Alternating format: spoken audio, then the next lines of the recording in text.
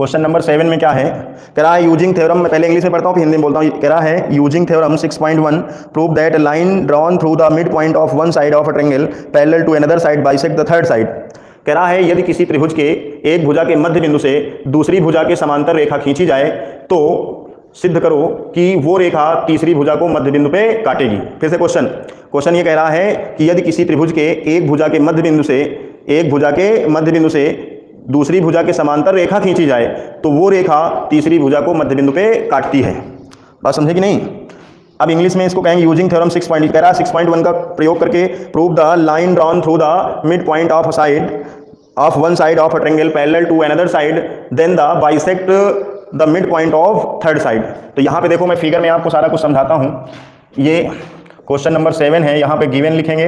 पहले हम लोग फिगर बनाते हैं, कहता क्या है क्वेश्चन। एक ट्रायंगल है, इसमें देखो एक ट्रायंगल है, उसने ये कहा है एक ट्रायंगल ABC है, इसके मान लो AB का मिड पॉइंट क्या है, मिड पॉइंट P है, या D मान लो मिड पॉइंट D से एक लाइन खींची जाती है, वो कैसे, BC के पैरेलल खींची गई। कह रहा है फिर से सुनिए, कह रहा है इफ इसमें कहा है line draw through the mid point of a side of a triangle and parallel to another side then the bisect mid point, मतलब थर्ड साइड को कहाँ पे इंटरसेक्ट करेगी, मिड पॉइंट पे। अगर हम किसी ट्रायंगल की एक भुजा के मध्य बिंदु से एक लाइन ड्रा करें, इसके पैरेलल ड्रा करें, तो ये क्या थर्ड साइड को कहाँ पे, मिड पॉइंट पे ही, मतलब ये दिखाना है कि अगर ये मिड पॉइंट है तो ये भी मिड पॉइंट है।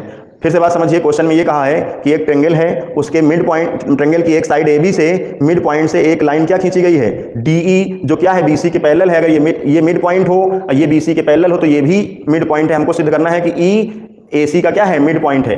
तो यहाँ पे पहले मेरी बात समझ लो, पहले गिवन लिखेंगे, यहाँ गिवन में लिखेंगे in triangle ABC D is the mid point of side AB and DE parallel है किसके, BC के, ये पता है हमको। उसने क्वेश्चन में कहा है कि अगर किसी त्रिभुज की एक भुजा के मध्य बिंदु से किसी दूसरी भुजा के समांतर रेखा खींचें तो वो समांतर रेखा तीसरी भुजा को मध्य बिंदु पे काटती है। टू प्रूव, अब सबसे पहले तो आप लोग ये बताओ कि हम ये कैसे सिद्ध करेंगे, कि हम कैसे जानेंगे कि क्या ले आए तो ये पता चल जाए कि EAC का मध्य बिंदु है। मतलब ये दिखाने के लिए कि EAC का मध्य बिंदु है, EAC का मिड पॉइंट है, EAC का मिड पॉइंट है, ये प्रूफ करने के लिए आप क्या लाओगे, क्या प्रूफ हो जाए तो सिद्ध हो जाए, बोलो भाई।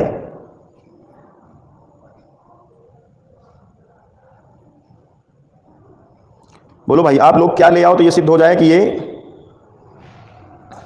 आप यहां पे क्या मुझे लाना है कि EAC का मिड पॉइंट है। तो आप ये बताओ कि हम क्या ले आए तो पता लग जाए कि EAC का मिड पॉइंट है। कितने लोग बताएंगे? जैसे मैं आपसे कह दूं कि AB का मिड पॉइंट क्या है, P है। मेरी बात समझो फिर बताओ। AB का मिड पॉइंट है। अगर AB का मिड पॉइंट है तो मैं क्या कह सकता हूं इसको, AP इक्वल क्या लिखूंगा, AP इक्वल क्या लिखूंगा, PB। बात समझ पाए? अगर ये मिड पॉइंट है तो जितनी डिस्टेंस, अगर ये 10 है तो ये भी 10 होगी, तो हम क्या कह सकते हैं, AP बराबर PB। अर्थात किसी भी ट्रायंगल का, बिल्कुल सही है, बहुत सही। अगर हम ये सिद्ध कर रहे हों, कोई हमसे बता दे कि PAB का मिड पॉइंट है, तो हम क्या लिखेंगे, AP इक्वल PB। अगर हमको ये सिद्ध करना हो कि PAB का मिड पॉइंट है तो हमें क्या लाना चाहिए, अगर हम ये ले आए कि AP इक्वल PB, तो 100% ये जो कॉमन है यानी PAB का मिड पॉइंट है। तो यहाँ पे मुझे ये दिखाना है कि E is the mid point of AC। तो AC, अगर EAC का मिड पॉइंट है तो हमें क्या लाना होगा, AE इक्वल EC। अगर मैं ये बात लाता हूं तो ये मान लीजिएगा कि मैंने मेरा आंसर निकाल लिया है, मतलब EAC का क्या है, मिड पॉइंट है। देखिए भाई कैसे लाते हैं, ध्यान से देखिएगा सभी लोग, कोई हटेगा नहीं, क्लास मत छोड़ा करो, बीच में हट जाते हो फिर पकड़ते हो, इस वजह से दिक्कत होती समझने में, ध्यान देना। अब मैं कैसे प्रूफ करूंगा, टू प्रूफ में मुझे लाना है क्या, देखो हिंदी वाले अगर हिंदी में लिखना चाहे तो ये लिखेंगे त्रिभुज ABC में DAB का मध्य बिंदु है, AB का क्या है, मध्य बिंदु है, और DE पैरेलल है किसके, BC के। बस इतना हिंदी वाले भी लिखेंगे। क्या लिखेंगे, फिर से मैं बता रहा हूँ, त्रिभुज ABC में D, या इंग्लिश में लिखें तो लिख लें, कोई दिक्कत नहीं, मगर अगर हिंदी में लिखना चाहें तो त्रिभुज ABC में DAB का क्या है, मध्य बिंदु है, और DE पैरेलल है BC के। बस इतना लिख देना है। अब हमें यहाँ पे दिखाना है कि E इज द मिड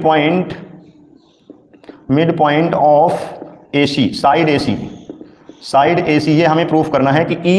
अब देखो ये एक तरह से ये भी एक थ्योरम बन गई कि यदि किसी एक नियम बन गया कि यदि किसी त्रिभुज के एक भुजा के मिड पॉइंट से हम दूसरी भुजा के पैरेलल एक लाइन ड्रा करें तो वो तीसरी वाली जो साइड होगी, जो थर्ड साइड होगी, उसको मिड पॉइंट पे इंटरसेक्ट करेगी। जैसे मुझसे कोई बता दे कि ये मिड पॉइंट है और ये इसके पैरेलल है तो मैं समझ जाऊंगा 100% ये ई भी क्या है, डी का AC का मिड पॉइंट है। तो अब देखेंगे प्रूफ में, आइए प्रूफ में हम लोग कैसे करेंगे, यहाँ पे ध्यान दें। अब यहाँ मैं लिखूंगा, देखो सिंस डी इज, हिंदी वाले लिखेंगे कि ई AB AC का क्या है, AC का मध्य बिंदु, ये हमें प्रूफ करना है। हिंदी वाले लिखेंगे क्या, ई AC का मध्य बिंदु है। तो यहाँ पे लिखेंगे D is the mid point of side AB। बोलो भाई, सभी लोग को ये बात समझ में आ गई?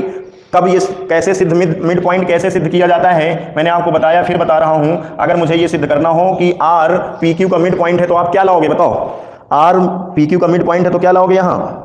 अगर हम आपसे ये कह दें कि R PQ का मिड पॉइंट है तो क्या लाओगे? बिल्कुल सही, PR बराबर RQ। बहुत सही, गुड अंजलि सिंह, बहुत सही। तो हमको यहाँ पे यही चीज लाने की कोशिश है। हम क्या लाने की कोशिश में है कि AE बराबर क्या आ जाए, EC। अब देखो देयरफॉर, मैं लिखूंगा देयरफॉर अगर D, अब मुझसे कोई बता दे, मैंने एक बात और आपको बताई है कि अगर मैं कह दूं कि PQ का मिड पॉइंट S है तो मैं क्या लिख सकता हूं, PS बराबर क्या, SQ। अगर मुझसे कोई कहे कि S PQ का मिड पॉइंट है तो मैं ये लिख सकता हूं, अगर PS इक्वल SQ दे दे तो मैं क्या कह सकता हूं, S PQ का मिड पॉइंट है। तो मैं यहाँ पे लिखूंगा D, देखो D मिड पॉइंट है तो मैं क्या लिख सकता हूँ, AD upon DB equal to क्या, AD इक्वल क्या मैं लिख सकता हूँ, DB। ये इक्वेशन हमारी फर्स्ट बन गई। ठीक है, अब हमको यहाँ पे लिखना है इन ट्रेंगल ABC, ध्यान से देखें, इन ट्रेंगल ABC में क्या है भाई, DE पैरेलल है BC के, ये हमें गिवन था। DE पैरेलल है किसके, BC के, ये भी गिवन था। अब अगर DE BC के पैरेलल है तो मैं क्या कह सकता हूँ, AD upon DB equal AE upon EC। अब मैं यहाँ पे लिखा AD अपॉन क्या, DB is equal AE upon क्या, EC। AD अपॉन, देखो मैंने क्या लिखा, ये अगर पैरेलल है, यहाँ सिंस लगा दो, यहाँ देयरफॉर AD अपॉन DB, देखो ये DE लाइन इसके पैरेलल है BC की, तो हम थेल्स थ्योरम लगा देंगे। अगर ये इसके पैरेलल है तो क्या लिखेंगे, AD बटे DB इक्वल AE बटे EC। तो मैं यहाँ लिखा AD बटे DB equal AE upon EC। बोलो भाई, इतनी बात समझ आई? ये यहाँ पर लिख देंगे by BPT, AD by DB equal AE upon EC। बोलो भाई, इतना समझ आया सभी को? अब देखो AD इक्वल क्या था, DB, यहाँ पे पुट कर दो। AD इक्वल क्या था, DB, यहाँ पे DB रखेंगे, DB अपॉन DB इक्वल क्या, AE अपॉन EC। अब देखो ये DB से DB कट गया एक बार में, मतलब एक इक्वल क्या आया, AE अपॉन EC। अब एक के नीचे एक, इसमें क्रॉस मल्टीप्लिकेशन करवा दो तो क्या आ जाएगा, AE इक्वल क्या आ गया, EC। AE इक्वल क्या आ गया, EC। ये देखो AE इक्वल EC आ गया, मतलब E क्या है, तो यहाँ पर लिख देंगे हेंस E AC का क्या है, मध्य बिंदु है, AC का मध्य बिंदु है। इंग्लिश वाले लिख देंगे E is the mid point of side, E is the mid point of side AC। बोलो भाई, क्या ये क्वेश्चन आपको आसान लगा है या कठिन?